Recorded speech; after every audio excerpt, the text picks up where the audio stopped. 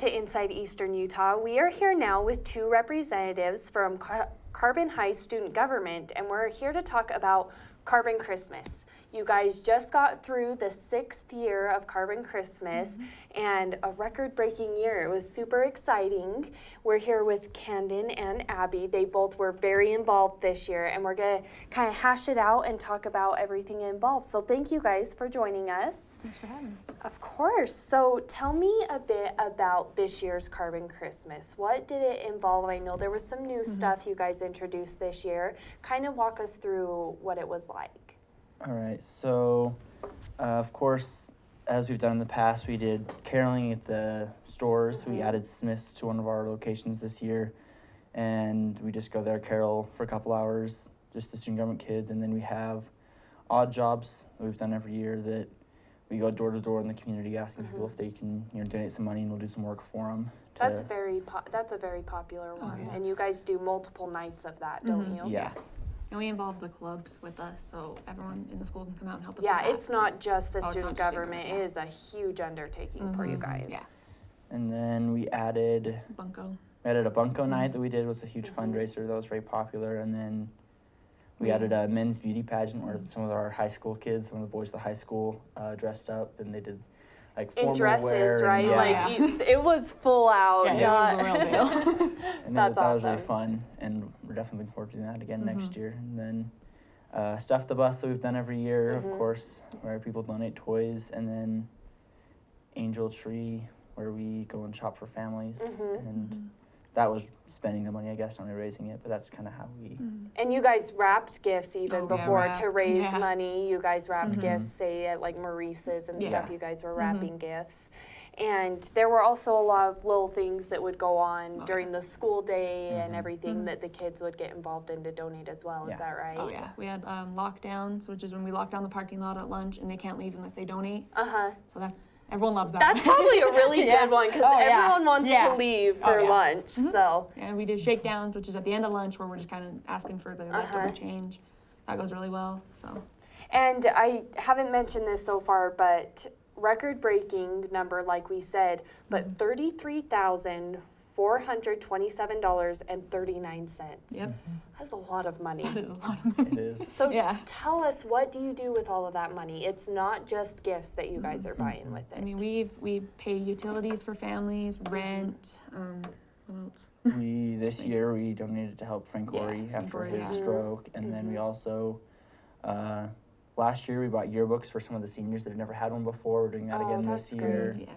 We're paying some school fees for some students that are having a harder time getting their school fees paid, and we donate to Spencer's Wishes, and we donate to a couple other charities. We give some money to United Way and things like that. So.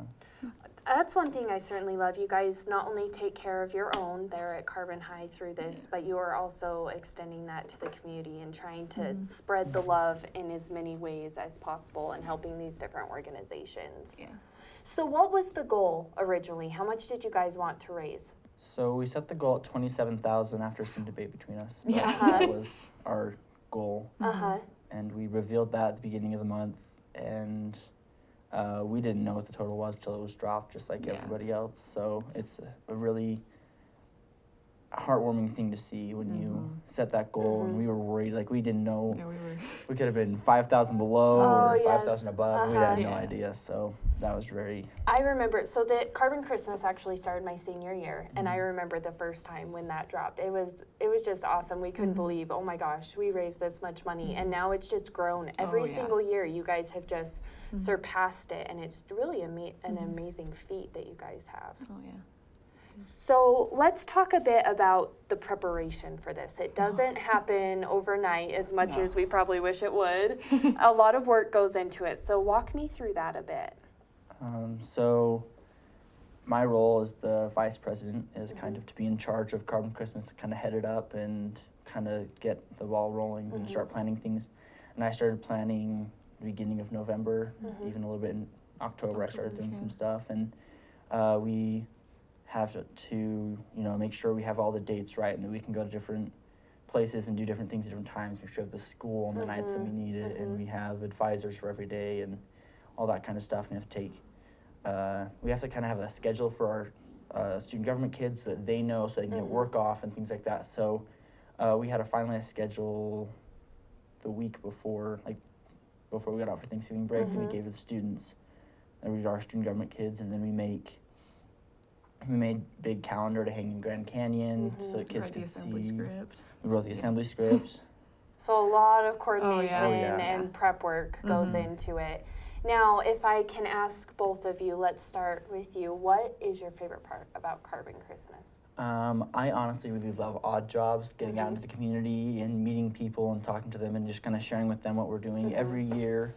I mean, we've been doing this for 6 years, and you kind of would think that people kind of already know what this is, and you get to houses and they're like, oh, I've never heard of that before, and you tell them what it is, and they're like, oh, that's super cool, I didn't even know we did that, and it's just really cool, neat experience being able to help people, and my favorite thing about it is probably that not only are we raising money to help people in need, but we also do service with odd jobs. Like I had an older couple this year that asked me to come back and hang up their Christmas lights because they weren't in good enough health that they couldn't get up and do it themselves. And so they were able to donate money to us, but it was also nice for them because they wouldn't have had Christmas lights up. Yes, because you guys got to help them in turn. And I remember that I helped odd jobs my first year. And, you know, sometimes it was as simple as like, yeah, take out my trash, here's $20. It takes you 2 minutes, which was great. But then there were the other ones we helped, a kind of a similar situation.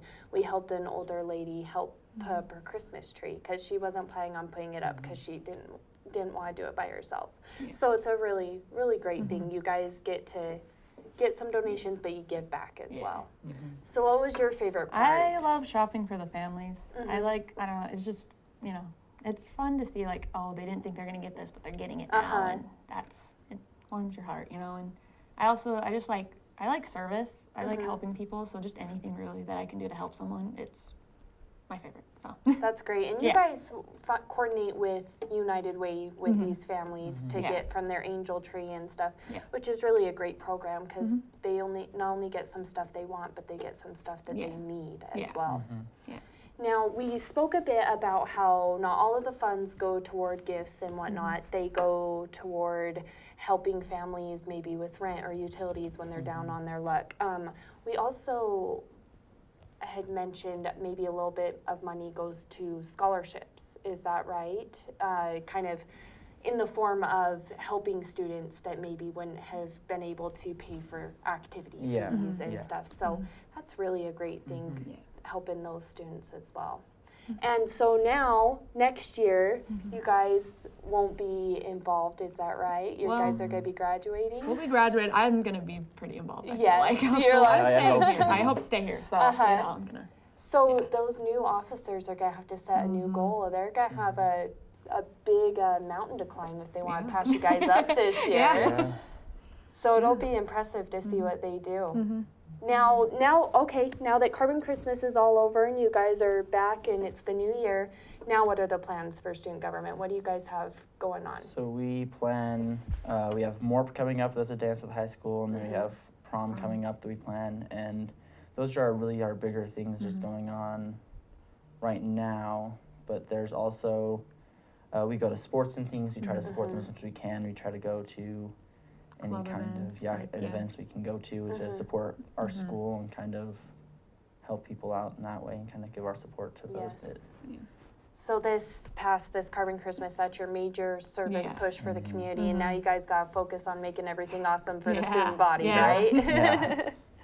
Well, it sounds great. It sounds like you guys are doing a fabulous job, and obviously a lot of work in addition to everything else you do, but I know the community certainly appreciates and looks forward to Carbon Christmas each year. I think it's becoming a really great thing for this community that people look forward to.